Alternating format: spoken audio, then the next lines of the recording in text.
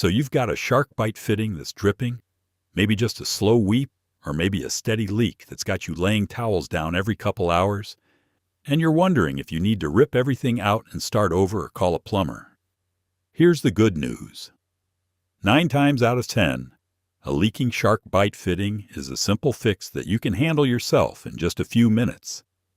I'm going to walk you through exactly how to diagnose the problem, remove the fitting if you need to, prep the pipe properly, and get a watertight seal that actually holds. And if you stick around to the end, I'll share when you should ditch the SharkBite altogether and go with a permanent connection that'll last the life of your home. Let's get into it. Fixing a leaking SharkBite fitting is honestly one of the easiest plumbing repairs you'll ever do, once you understand what went wrong in the first place. And that's the key here. We're not just going to slap it back together. We're going to figure out why it's leaking so it doesn't happen again. This is a skill that'll serve you for years, so let's start with how these fittings actually work. SharkBite fittings are push-to-connect fittings, which means there's no soldering, no glue, no special tools needed to make the connection. Inside every SharkBite fitting, there are 3 main components doing the work. First, you've got a stainless steel grab ring, sometimes called teeth.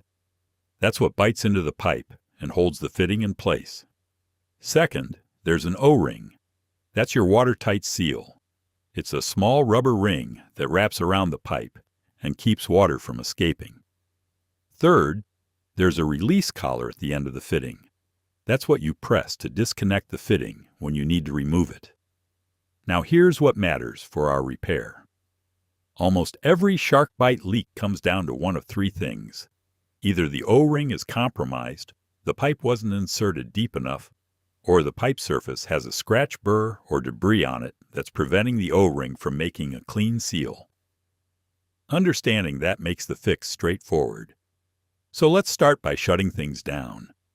Before you touch anything, you need to shut off the water supply. Find the nearest shutoff valve upstream of the leaking fitting. If you're working on a hot water line, shut off the hot side at the water heater or at the nearest isolation valve. If it's a cold line, same idea, find the closest valve. If you can't isolate the line, you'll need to shut off the main water supply to the house. Your main shutoff is usually near the water meter, either in the basement, crawl space, or outside near the street.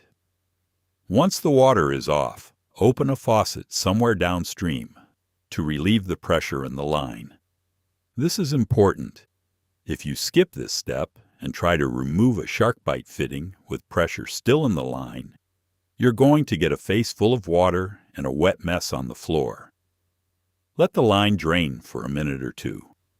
You'll know the pressure is relieved when the faucet you opened stops flowing and just drips to a stop. Have a small bucket and a towel handy underneath the fitting, because there's always a little residual water that'll come out when you pull the fitting off.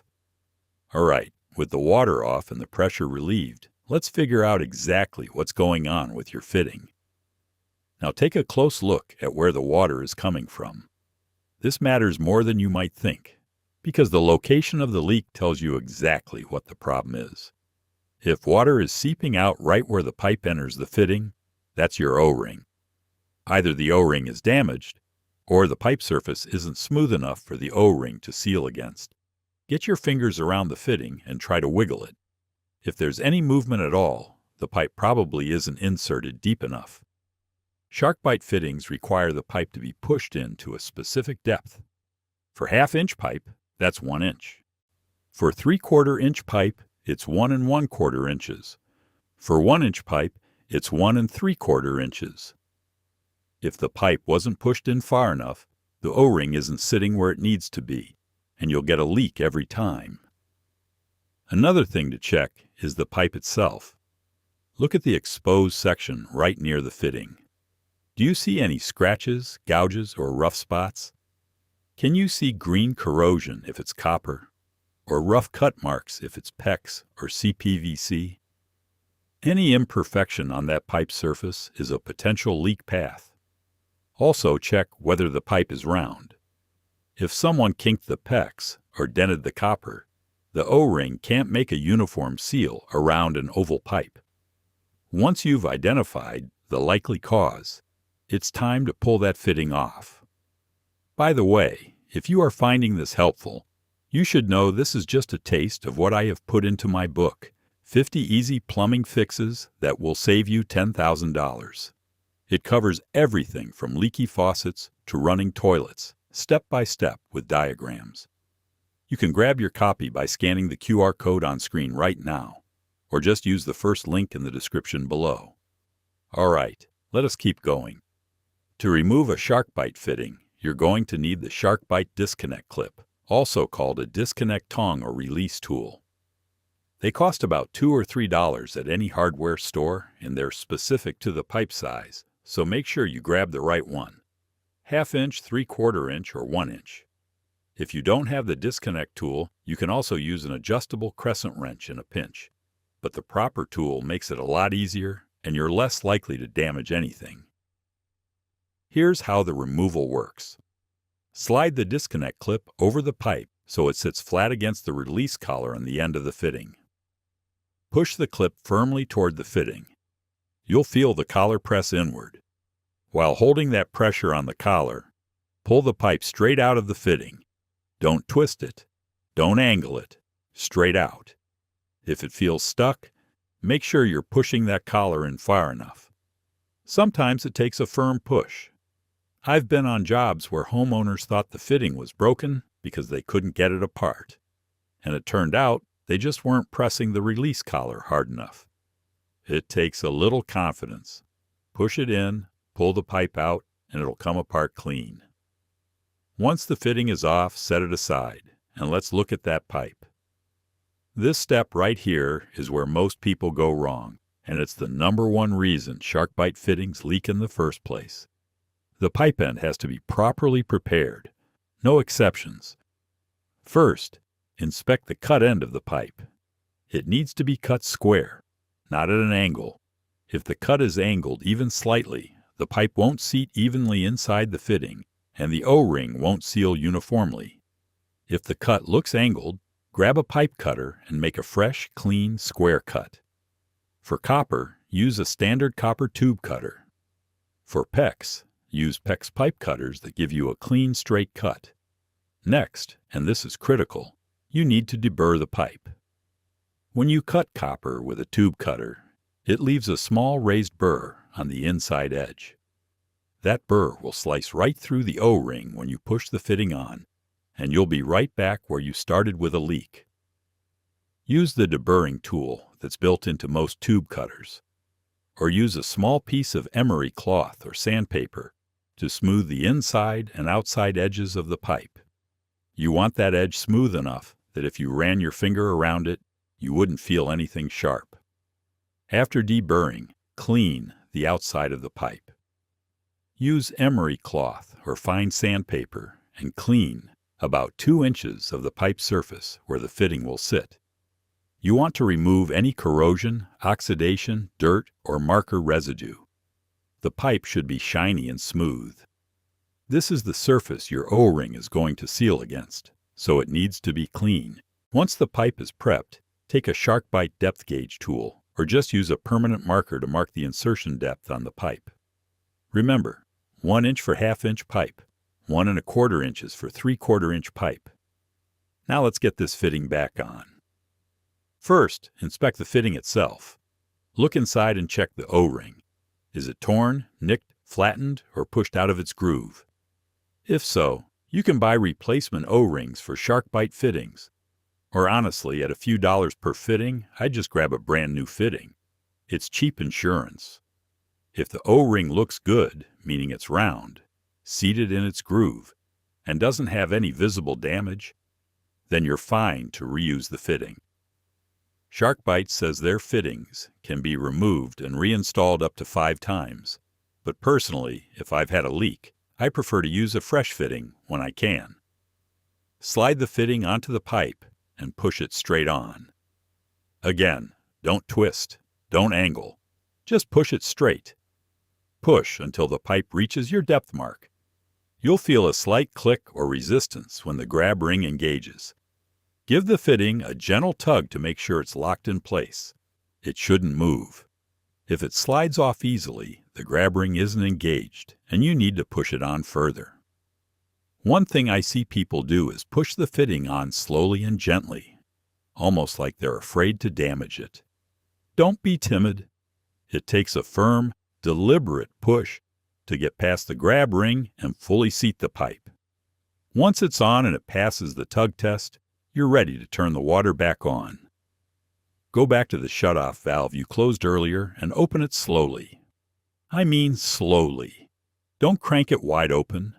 Turn it about a quarter of the way and let the line pressurize gradually. This prevents a sudden surge of pressure that could shock the fitting before the O-ring has fully seated. While the line is filling, go back to the fitting and watch it closely.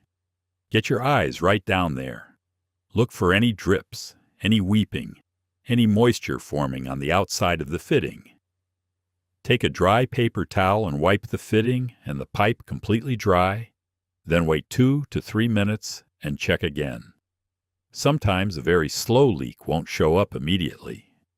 If everything is dry after a few minutes, open the valve the rest of the way and let it run at full pressure for another 5 minutes.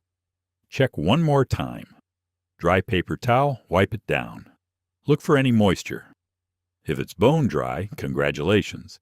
You just fixed your leaking SharkBite fitting.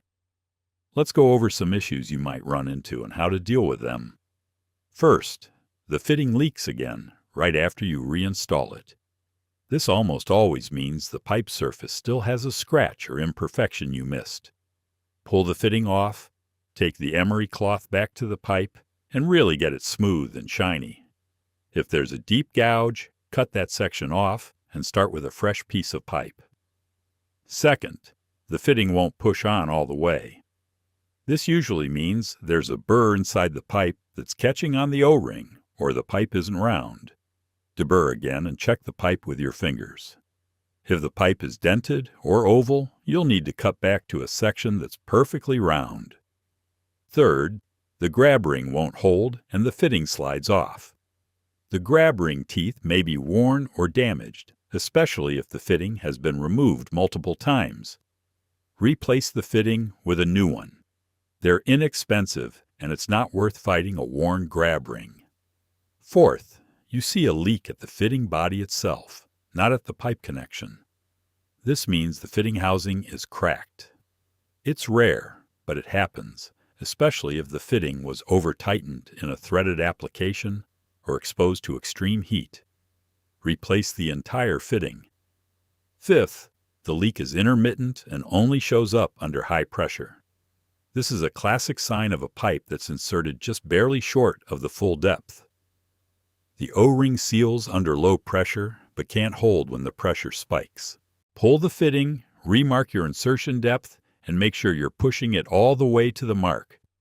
Follow those steps, and you'll handle 99% of SharkBite problems without calling anyone. All right, here's that bonus tip I promised you. SharkBite fittings are fantastic for emergencies and quick repairs, but they're not always the best long-term solution. And knowing when to use something else can save you real headaches down the road. If the fitting is behind a wall, inside a ceiling, or anywhere you can't easily access it for inspection, I'd strongly recommend making a permanent connection instead. For copper, that means soldering. For PEX, use crimp rings or expansion fittings. The reason is simple. SharkBite fittings have rubber O-rings, and rubber degrades over time, especially in hot water lines where the water temperature is sitting around 120 to 140 degrees Fahrenheit constantly. I've seen SharkBite fittings last 15 years without a problem, and I've also seen them fail in 3. The difference usually comes down to water quality, temperature, and whether the installation was done right. My rule of thumb is this. If I can see the fitting and check on it easily, SharkBite is perfectly fine. If it's going behind drywall or somewhere I won't look at for years, I take the extra 20 minutes and make a soldered or crimped connection that I know won't need attention. That peace of mind is worth the extra effort every single time. That wraps it up. If this was useful, you will love the full book. 50 step-by-step plumbing fixes with diagrams, all in one guide. Link is below. Hit subscribe so you do not miss the next video. Thanks for watching.